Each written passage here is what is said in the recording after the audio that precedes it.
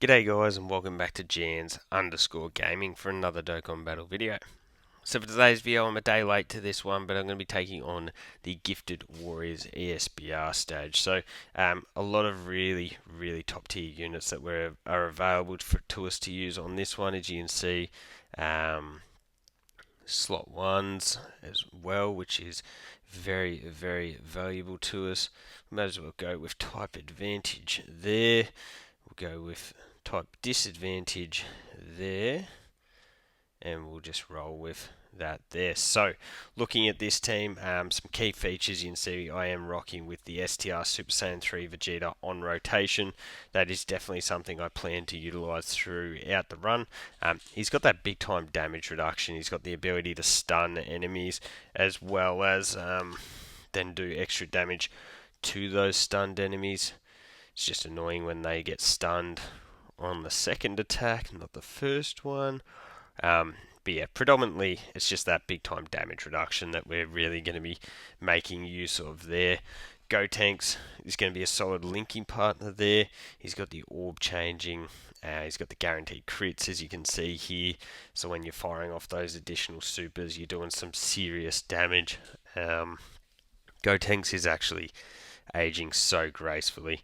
So then you've got this. So, hey, and it did pop. So he's got the key base counter.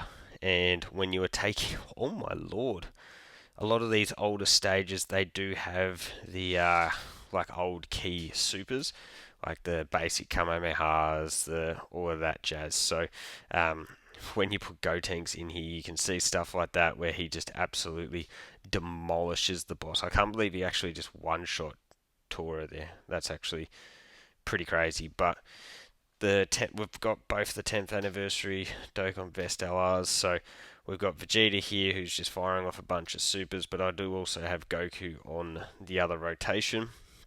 So the good thing with them is pretty much you're pumping out free damage, and they're not really going to be taking any damage ourselves. Like defensively, they're going to be rock solid. Like for Goku, he's got the damage reduction. Vegeta has got guard, so just a really safe bet there. We've got Grade 8 Vegeta, who's going to be our other slot 1 option, which is really good in SBR type of content because we've also got the AoE. So like you can see Shigesh there bites the bullet thanks to that extra bit of AoE damage, and then all we had to worry about was Bardock, who, there we go, just got finished as well. So going to the next rotation, we've also got Piccolo. You could certainly do this with a double Piccolo team, and then that's going to allow you to do this. You just go Kapow, and that's one less attack you have to worry about. Bang. And a tiny little bit of damage, but nothing worth really mentioning. If we're going to go for the stun on you, we'll just go for damage on you, and then we'll go back for the stun on you. So obviously we don't want Piccolo getting tagged with any super attacks there. Oh wow, 370. That is a bit more than I was expecting. He does have type advantage against this Goku. Still takes 77k, dang. Okay, so a stun on Goku here would be very impactful. We've got a 50% chance to stun, so chance number 2. There we go. Okay, we do get it. The annoying thing is, though, that if we had stunned him on that first attack, then the second attack would have had a bunch of extra damage on it. But anyways, is what it is. Gotenks just doing his thing, pumping out those supers that we love with the guaranteed crit. And then we'll just go through here. While it would have been nice to have targeted Raditz with these to go for the double stun lock, it was just a much safer option to be targeting Goku here.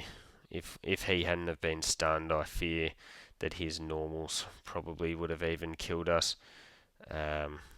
So let's see, 59, cool.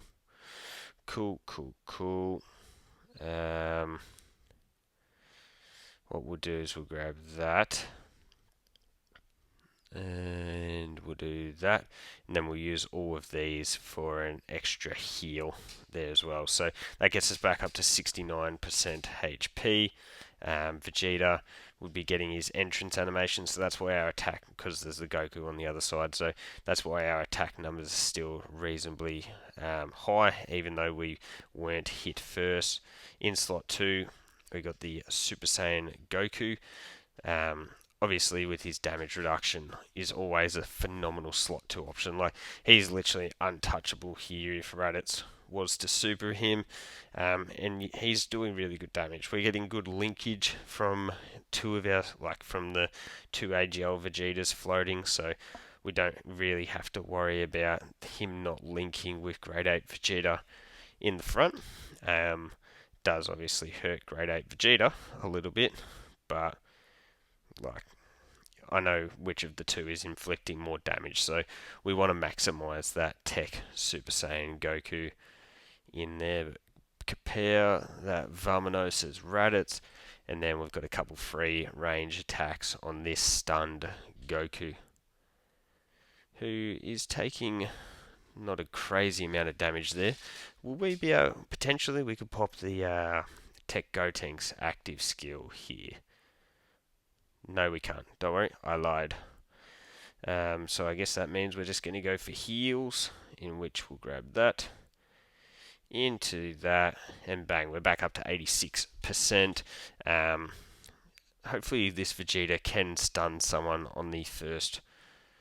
There we go. So now you can see his attacks, jumps up to a 20 million on that secondary one when you do have the enemy stunned. So way more damage there, and we go on to the final boss. So we're taking on Turles. Does that mean he's got his full crew? No. Oh wow, it is just Turles. So what we could do is that into that, but we're definitely going to make sure that we're getting the stun off here. So it's all going to come down to whether Piccolo gets his stun, realistically. So he's got 50% chance with every super attack. So look, it's not like there's not enough opportunity for him to actually poleaxe this Turles. It would be very beneficial if Turles was to super attack this Goku in the middle slot here. Bang, nice little crit there. We get an additional super, so that means the Great Chance has sorted us out, which is good. Into the third one, but yeah, to be honest, this whole run will come down to whether Piccolo is able to get the stun, because even normals, I don't know how he's going to be able to take those ones. So, and we obviously didn't have access to his active skill because we weren't going up against multiple enemies. So first one, bang, we get the stun. Awesome. So not only is that really beneficial for Piccolo's defense, but that means on the next rotation we are going to have the extra attack for the STR Super Saiyan 3 Vegeta. We can put that Vegeta next to the AGL Vegeta if we want some extra links. But I reckon maybe Gotenks might get the most links from sitting in the middle. I think. So we'll check. We'll test that out here. So let's see. So you've got 4 there. You've got 3. Still 4. Wait, what? Oh yeah, obviously we get legendary power. I think legendary power is worth rocking it like this. So we'll do that into that.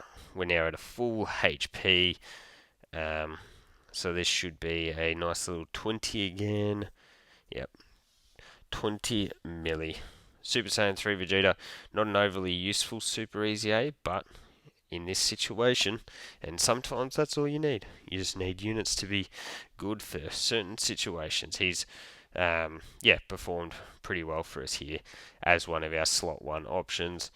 Handy that he does link up nicely with the Tech Super Saiyan 3 Gotenks, who, as I said, I think I said it before, just is aging like fine wine. Like, it's crazy that he actually got better during the anniversary when most units are getting power crept, fallen to the wayside, and never get another run in any of these teams.